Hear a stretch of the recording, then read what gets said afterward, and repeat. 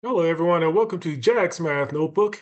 This is the third video in a series of videos related to the study of scientific notation.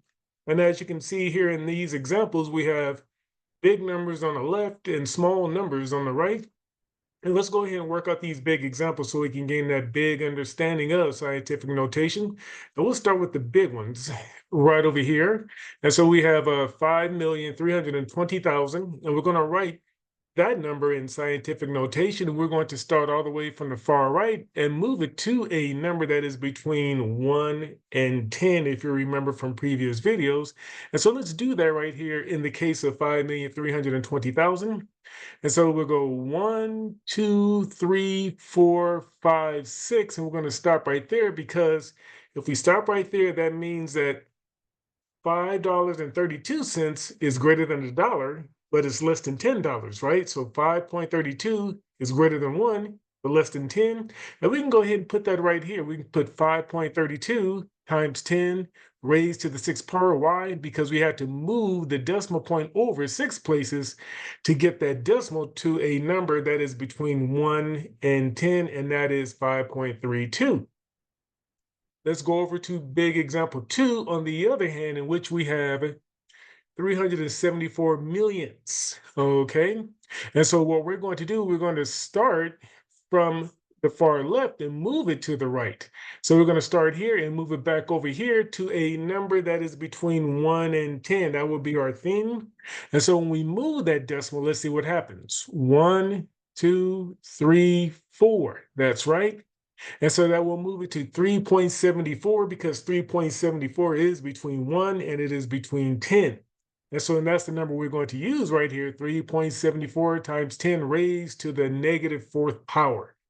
All right, because in this case, we're dealing with small numbers, and because we're dealing with very small numbers, powers are going to be negative. And let's move on to big example 3, in which we have 64,830,000. We're going to move that decimal to a number that is between 1 and 10.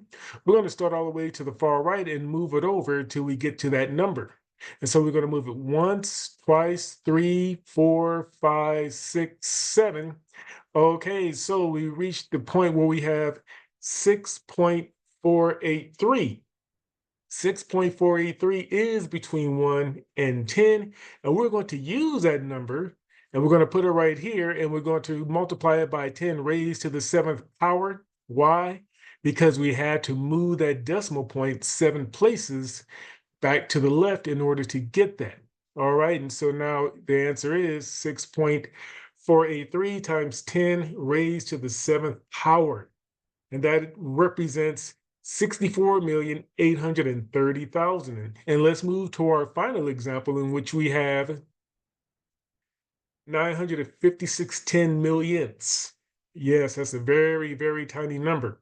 And so what we're going to do, we're going to start from the left and we're going to move to the right to get to a number that is between, guess what, 1 and 10.